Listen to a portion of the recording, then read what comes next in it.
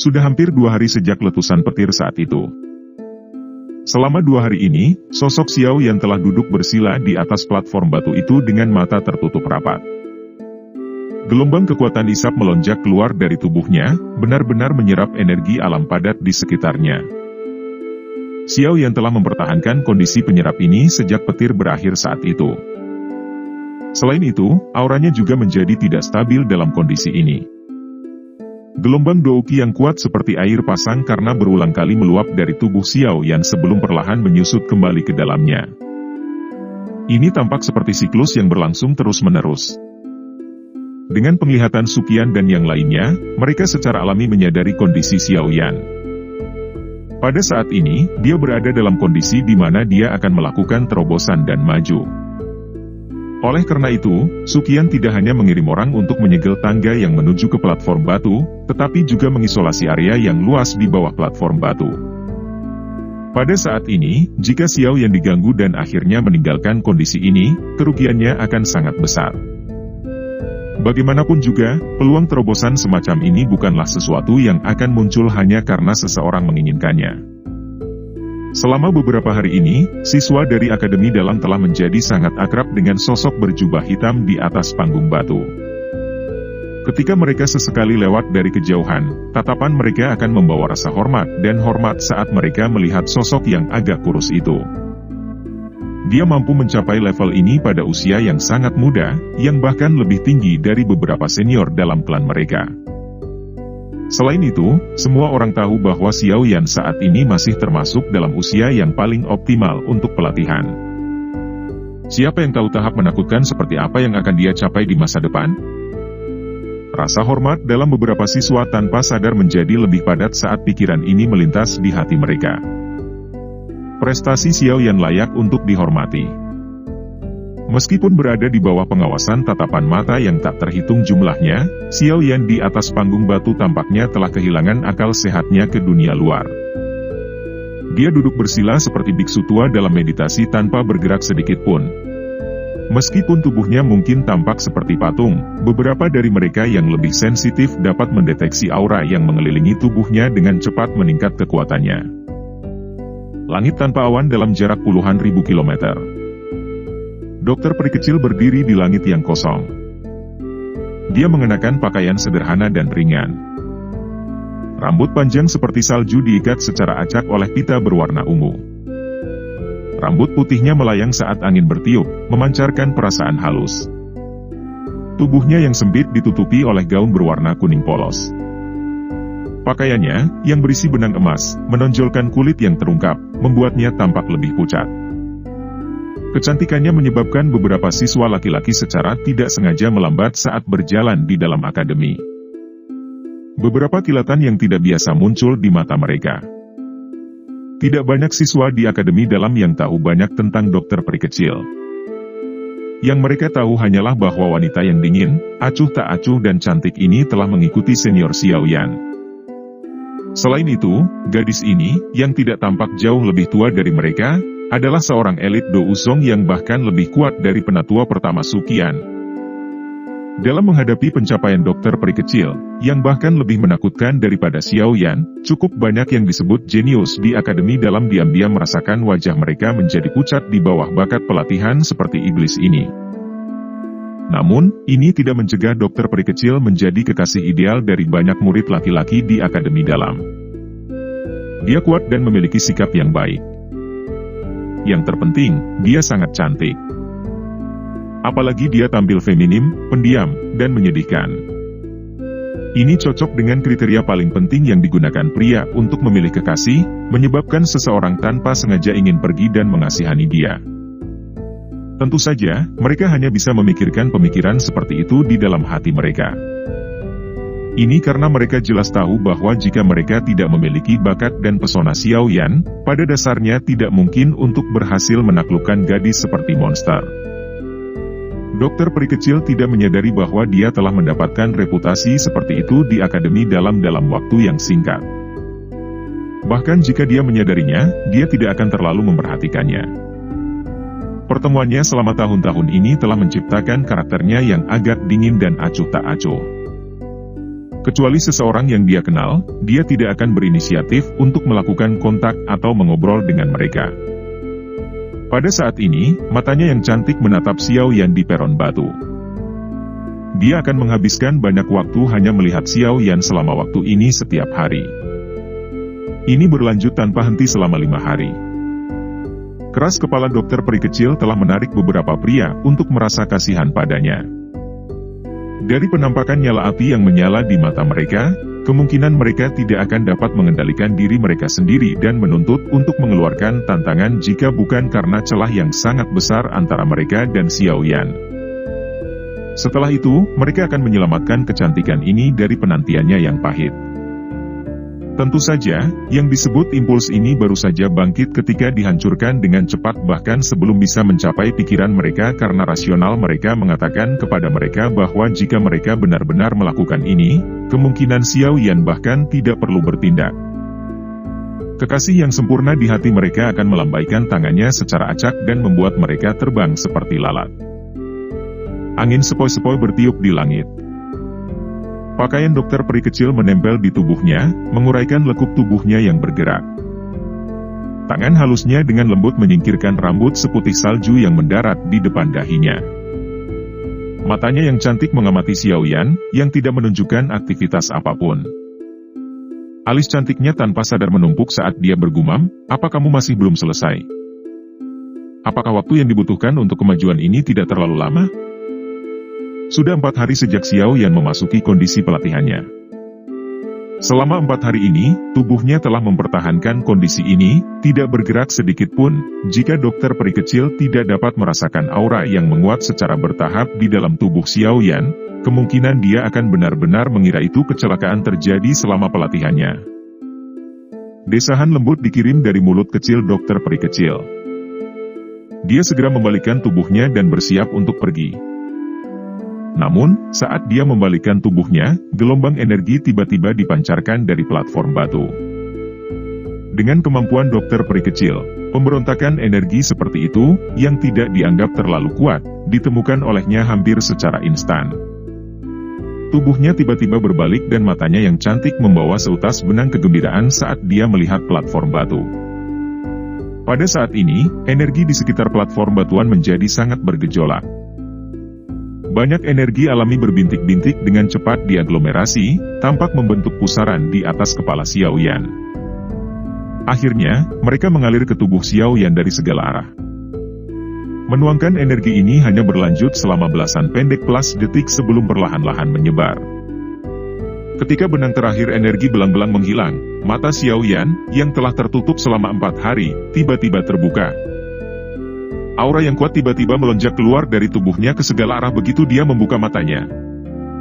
Aliran aura yang keras hanya berlangsung sesaat sebelum dengan cepat ditarik ke dalam tubuh Xiao Yan. Namun, perubahan mendadak ini masih menarik perhatian banyak orang di Akademi Dalam. Pada saat itu, banyak tatapan dilemparkan ke platform batu. Beberapa seruan keluar tanpa sadar saat mereka melihat Xiao Yan membuka matanya. Xiao Yan tidak mempermasalahkan suara yang terdengar di dalam Akademi Dalam. Dia memutar lehernya dan dia segera mengepalkan tinjunya secara acak, merasakan douki di dalam tubuhnya yang jauh lebih kuat jika dibandingkan dengan beberapa hari yang lalu. Dia tanpa sadar membuka mulutnya dan tersenyum. Saat ini dia akhirnya berhasil menembus level Dou Huang bintang 6 dan mencapai level Dou Huang bintang 7. Bintang ke-7, masih ada jarak 2 bintang sebelum aku bisa mencapai puncak kelas Dou Huang. Dou Zong, juga tidak jauh. Xiao Yan perlahan berdiri dari platform batu dan bergumam pada dirinya sendiri. Tatapannya segera menyapu ke langit utara Akademi Jianan saat dia menjadi sedikit linglung. Saat itu, Sun Er telah pergi ke arah ini ketika dia pergi. Tatapan Xiao Yan menatap linglung ke langit utara. Sesaat kemudian, dia tiba-tiba mengepalkan tinjunya. Kilatan tajam dingin melintas di matanya yang hitam pekat. Pada saat ini, dia juga mengingat pria yang telah tiba di Akademi Dalam saat itu dan membawa pergi Sun Er. Namanya jelas merupakan kenangan yang sulit dihilangkan untuk Xiao Yan. "Saya adalah wakil komandan baru dari Tentara Hitam Terendam, Ling Quan." Saat itu, pemuda itu, menginjak 4 binatang bertanduk tunggal bersayap, telah berbicara dengan senyum dingin kepada Xiao Yan dari posisi yang lebih tinggi. Ling Quan. Xiao Yan menghirup udara dalam-dalam. Rasa dingin melintas di matanya. Dia saat itu lemah seperti semut di depan apa yang disebut Wakil Komandan Angkatan Darat Terendam Hitam. Namun, dia saat ini memiliki kepercayaan diri untuk menghabisinya di bawah penguasanya jika orang ini sekali lagi muncul di depannya. Setelah pertumbuhan cepat Xiao Yan dalam beberapa tahun yang singkat, Xiao Yan saat ini bukan lagi dado usi kecil yang bisa diremas siapapun dengan tangan mereka. Sun Er, tunggu aku. Dataran Tengah, tunggu aku juga. Xiao Yan mengabaikan seluruh akademi dalam saat dia berdiri di atas panggung batu. Kebanggaan tiba-tiba melonjak dari hatinya sebelum mengisi dadanya. Apakah Anda berhasil maju? Sosok cantik yang anggun muncul di udara di luar platform batu dan dengan lembut mengajukan pertanyaan pada Xiao Yan sementara suasana hati yang terakhir melonjak. Xiao Yan tersenyum dan mengangguk saat dia melihat dokter peri kecil yang tampak sangat polos dengan pakaiannya yang murni dan sederhana. Dia berkata, sulit bagimu untuk memberikan perlindungan selama beberapa hari ini. Mengapa ada kebutuhan untuk mengatakan kata-kata sopan di antara kita? Mata dokter peri kecil diturunkan saat dia berbicara dengan lembut. Warna merah yang memalukan, seharusnya seorang gadis memanjat wajah merah mudanya. Nada suaranya sepertinya mengandung sedikit ketidaksenangan. Saya telah sembrono. Saya tidak akan mengatakannya di masa depan jika Anda tidak menyukainya. Xiao Yan buru-buru mengubah kata-katanya saat melihat dokter peri kecil tampak sedikit tidak bahagia. Dia hanya menghela nafas lega saat melihat wajahnya menjadi sedikit lebih baik. Dia tersenyum dan berkata, ayo pergi, setelah aku membereskan beberapa hal, mungkin sudah waktunya kita pergi. Apakah kita akan pergi? Kapan itu akan terjadi? Dokter peri kecil terkejut ketika dia mendengar ini sebelum berbicara dengan agak enggan. Xiao Yan tersenyum tipis. Tatapannya kembali ke langit utara. Untuk beberapa alasan yang tidak diketahui, panas dan ketidaksabaran tiba-tiba melonjak dalam dirinya saat ini. Dia sepertinya sangat mengantisipasi apa yang disebut dataran tengah. Dalam 3 hari, Xiao Yan menekan panas di hatinya, menoleh, dan tersenyum. Dia menjawab dokter peri kecil sambil melihat wajahnya yang halus seperti giok.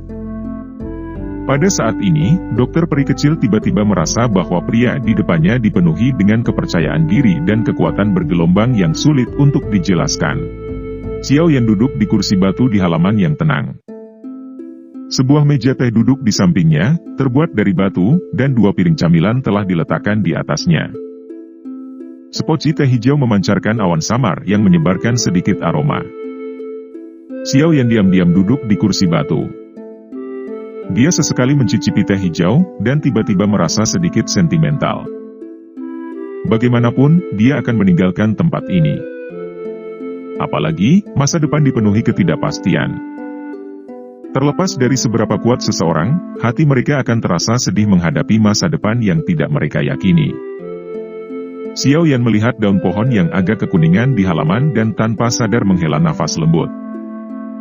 Dia menoleh dan melihat sosok yang berdiri di pintu masuk halaman. Dia tersenyum dan bertanya, kakak kedua, kamu sudah tiba. Xiao Li di pintu masuk menganggukkan kepalanya sebelum perlahan memasuki halaman. Dia terdiam beberapa saat sebelum dia berbicara, aku baru saja bergegas dari gerbang Xiao. Dari apa yang dikatakan penatua pertama, apakah Anda berencana untuk pergi? Xiao Yan tersenyum dan menjawab, sudah waktunya untuk pergi. Terus bertahan di tempat ini tidak akan membuatku benar-benar mendapatkan kekuatan untuk bersaing dengan Hall of Souls. Kamu selalu berjalan tepat di depan, namun, tempat ini memang terlalu kecil untuk dirimu saat ini. Dataran tengah paling cocok untuk Anda. Xiao Li menghela nafas dengan perasaan sedih. Dia fokus pada Xiao Yan dan beberapa emosi sekali lagi muncul di hatinya. Pemuda yang lembut dari masa lalu tanpa sadar telah tumbuh sedemikian rupa. Mata Xiao Yan tanpa sadar berubah masam saat dia melihat Xiao Li yang agak tidak bahagia. Keberangkatan kali ini tidak seperti dulu. Jarak antara dataran tengah dan wilayah sudut hitam atau kekaisaran Jiama sulit dihitung. Oleh karena itu, dia tidak tahu kapan dia akan kembali setelah keberangkatan ini. Xiao Li buru-buru menguatkan perhatiannya saat melihat Xiao Yan yang agak pendiam. Xiao Li menepuk pundaknya dan tersenyum sambil berkata, "Jangan bersikap terlalu sentimental dengan kakak keduamu. Jika kakak tahu aku menghalangi kamu di sini, dia mungkin akan memarahiku sampai mati." Hati Xiao Yan menjadi hangat saat menyebut kakak laki-laki. Dia berkata, "Kakak kedua harus mengatur gerbang Xiao dengan benar setelah aku pergi. Dengan gerbang Pan yang mendukungnya, akan sulit untuk membatasi potensi gerbang Xiao. Pada saat aku kembali, gerbang Xiao mungkin sudah menjadi penguasa seluruh wilayah sudut hitam." Xiao Li membuka mulutnya dan tertawa. Dia berkata dengan sangat bangga, "Anda dapat yakin bahwa ini hanya masalah waktu sebelum situasi itu terjadi." Xiao Yan menyeringai saat mendengar jawabannya. Dia menggelengkan kepalanya dan berkata, "Jangan meremehkan orang-orang ini di wilayah sudut hitam. Namun, saya sudah berbicara dengan tetua pertama. Dia akan mencoba yang terbaik untuk membantu Anda." Akademi Jianan biasanya berhubungan buruk dengan faksi-faksi di wilayah sudut hitam. Di masa lalu, itu adalah target semua orang. Namun, dengan gerbang Xiao saat ini, Akademi Jianan memiliki sekutu tambahan. Dengan pengaruh penyebaran gerbang Xiao di wilayah sudut hitam, itu akan dapat membantu Akademi Jianan melarikan diri dari situasi yang memalukan. Xiao Li mengangguk dan berkata, "Tenang. Anda telah memberi saya gerbang Xiao lengkap. Di masa depan, saya akan mengembalikan gerbang Xiao yang 10 kali lebih kuat dari yang sekarang." Xiao Yan tersenyum. Dia ragu-ragu sejenak sebelum mengeluarkan botol giok dari cincin penyimpanannya. Ada pil obat berwarna ungu merah di dalamnya. Tangan Xiao Yan membelai botol giok sebelum menyerahkannya pada Xiao Li beberapa saat kemudian. Dia dengan lembut berkata, "Begitu saya pergi, saya ingin merepotkan saudara kedua untuk mengirim seseorang untuk mengirimkan pil obat ini ke Kekaisaran Jiama dan secara pribadi menyerahkannya ke tangan Cailin." "Cailin? Ratu Medusa ya?" Xiao Li sedikit terkejut saat mendengar nama ini. Namun, beruntung dia juga menyadari hubungan antara Cailin dan Xiao Yan. Oleh karena itu, dia menganggukkan kepalanya. Dia tidak menanyakan alasannya saat dia menerima pil obat dan dengan hati-hati meletakkannya di dalam cincin penyimpanannya. Dia berkata, "Saudara ketiga, yakinlah bahwa saya secara pribadi akan mengirimkan ini ke Kekaisaran Jiama ketika saya punya waktu." Xiao Yan tersenyum dan mengangguk. Dia dengan lembut berkata, "Selain itu kamu harus lebih sering melakukan kontak dengan kakak. Aliansi yang berkembang pesat di dalam Kekaisaran Jiama. Dengan Cailin yang menjaganya, Hall of Souls akan kesulitan untuk melukai aliansi yang kecuali jika ahli sebenarnya terlibat. Setelah kekuatan gerbang Xiao meningkat di masa depan, kita akan dapat menduduki timur dan barat dengan Yan Alliance. Pada saat itu, kedua faksi akan mendominasi wilayah barat laut ini." "Iya." Xiao Li mengangguk. Dia memandang Xiao Yan dan bertanya, "Kapan kamu akan kembali setelah pergi kali ini?" Xiao Yan diam. Dia segera menggelengkan kepalanya dan dengan lembut berkata, "Aku tidak tahu." "Kapan kamu akan berangkat?" "Besok." Xiao Li tanpa sadar tertawa pahit saat mendengar ini. Dia mengambil langkah maju dan dengan kasar memeluk Xiao Yan.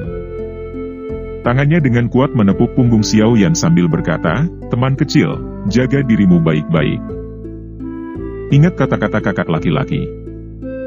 Klan Xiao tidak bisa hidup tanpamu. Penyelamatan ayah juga sesuatu yang hanya bisa kamu raih." Mendengar suara Xiao Li tiba-tiba menjadi lebih serak, mata Xiao Yan tanpa sadar memerah meskipun memiliki karakternya. "Kakak kedua, kamu juga harus berhati-hati." Sinar matahari yang hangat menyebar dari langit keesokan harinya dan bersinar di pintu masuk Akademi Dalam. Sekelompok kepala manusia yang padat bergerak ke sana. Banyak tatapan memandang ke bukit kecil di luar pintu. Beberapa sosok berdiri tegak di tempat itu. "Tetua pertama, kakak kedua, tidak apa-apa hanya dengan mengirim kami pergi sampai tempat ini.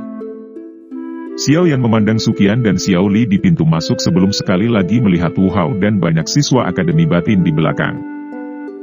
Dia tanpa sadar tersenyum dan berbicara dengan suara yang jelas dan nyaring. Melihat wajah pemuda berjubah hitam yang dipenuhi dengan senyum kehangatan, Suqian juga merasa agak sentimental. Dia berkata, jumlah kalian cukup banyak. Xinlan juga belum mencapai kelas Douang dan tidak bisa terbang. Oleh karena itu, Anda harus menggunakan Griffon ini untuk menggantikan langkah kaki Anda. Sosok hitam besar membawa teriakan elang saat perlahan turun dari langit setelah suara Suqian terdengar. Ia mengepakkan sayapnya yang sangat besar, membawa angin liar yang menyebabkan pepohonan kecil di sekelilingnya membengkokkan tubuh mereka. Terima kasih banyak, penatua pertama. Hati Xiao Yan juga merasakan kehangatan saat dia melihat Griffon di depannya ini.